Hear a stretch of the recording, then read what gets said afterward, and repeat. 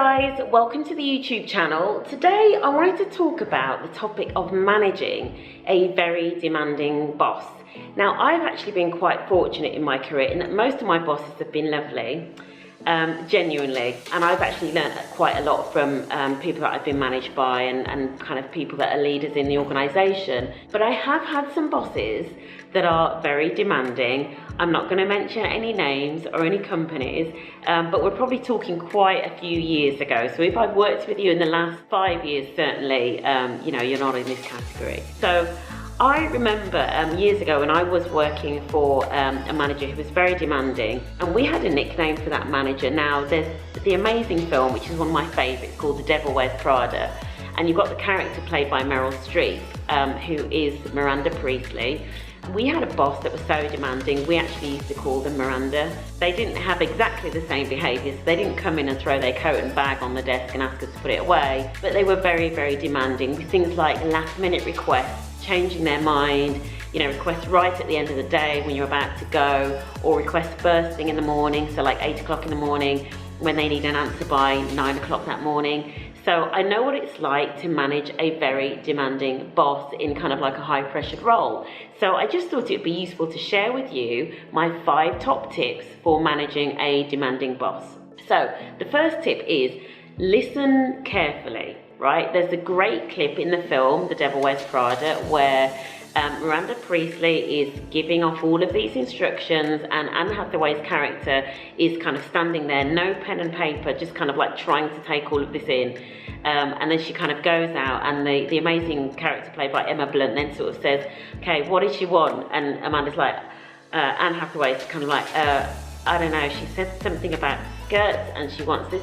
So listen carefully, and I would also add to that, you know, always have a notebook with you when you go into a meeting with said demanding boss. So listen very carefully, get to understand their instructions, and also if you really understand what their agenda is and what they're trying to achieve, you're more likely to be able to anticipate almost like what the next request is, just by listening and starting to understand the way that they operate and the way that they work, yeah?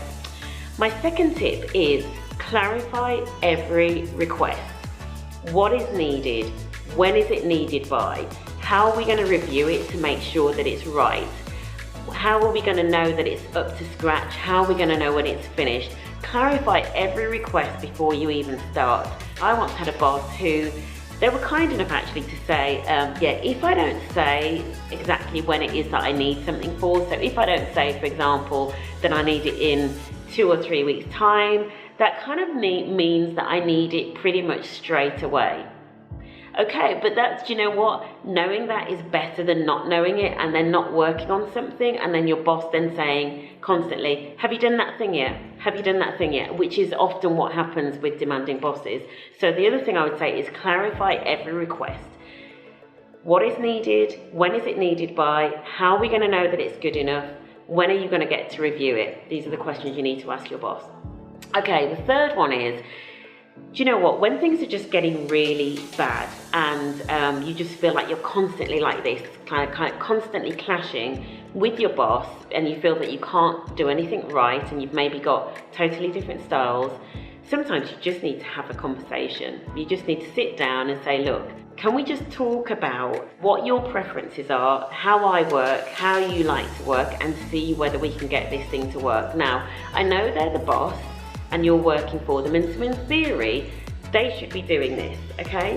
But not all bosses are great with people or managing people, let's be honest about it. So sometimes you have to kind of take the bull by the horns, ask if you can have a kind of frank conversation, say, look, you know, I find it really difficult when X, Y, and Z. Spell that out, talk about how you work, talk about how you manage what it is that you've got to do and how you manage your time, and see whether you can come up with a better way of dealing things such that it's not so difficult, okay? So that's number 3. The fourth one is upskill if you have to. So what I mean by this is, are there things that your boss is constantly sort of nagging at you about? You know, are there things that you're constantly falling short of? Now, it might just be that, you know, your technical skills in terms of your PowerPoint presentations aren't amazing, or your Excel skills aren't where they need to be for this particular boss based on what they need as they've come into the role. So you need to have that conversation and say, okay, where am I kind of falling short? What are the things that I'm kind of constantly, you know, kind of messing up on? And actually, is there something I can do to mean that I am actually better capable to meet those demanding needs? So again, have the conversation with that boss, with that manager, which is probably the more PC way of saying it, and have that conversation about what it is that you might be able to do to actually make your lives easier. And hey, you know what, you might actually get some free training and development out of it. And it could be anything. It doesn't need to be kind of like a typical course. It could be assertiveness, it could be business writing, it could be social media skills, you know, whatever it is, but just have that conversation. So that's number 4. Number 5 is get to know your boss socially. Now, this can be a little bit of a tricky one, and you don't necessarily want to cross any boundaries, but certainly I have found where you have a boss that's maybe a bit difficult, particularly if they're not very good with people, it can actually help. And actually working in finance, and me being an accountant, lots of us, we're not always that great with people, especially people we've only just met. So I would say, if you can, get to know your boss socially. And what you might find is actually once you get to know the human side of them, actually you might find that then on a day-to-day basis in terms of dealing with tasks, that actually becomes a lot easier. In terms of ways to get to know them, you know, you don't have to invite them out on like a one-for-one dinner, because that's like a little bit weird and it definitely is going to cross the boundaries. But if there is a work function, maybe it's somebody's leaving drinks, or it's just, you know, payday beers or whatever it be, you know, make sure that you go along and just maybe spend a couple of minutes making a point of speaking to your manager, asking them what they like to do on the weekend, maybe asking them a little bit about their family, or, you know, where their last holiday was, whatever it be. Make the small talk, get to know them socially. I can guarantee you it will probably make your life a lot easier in the office. So that's it, guys. That's my 5 top tips for dealing with a demanding boss. I hope you found that useful. Leave your comments below, especially if you had any nicknames for your demanding bosses. I'd love to hear about them. If you liked what you saw, give it a thumbs up. Please subscribe to the channel.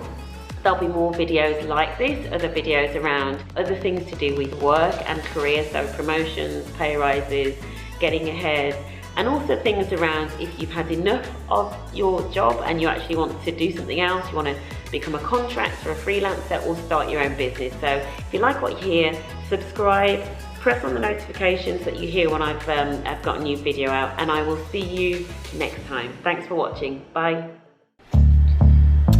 Hey guys, welcome to the YouTube channel. I'm not going to give away any names or any companies. You know who you are if you are.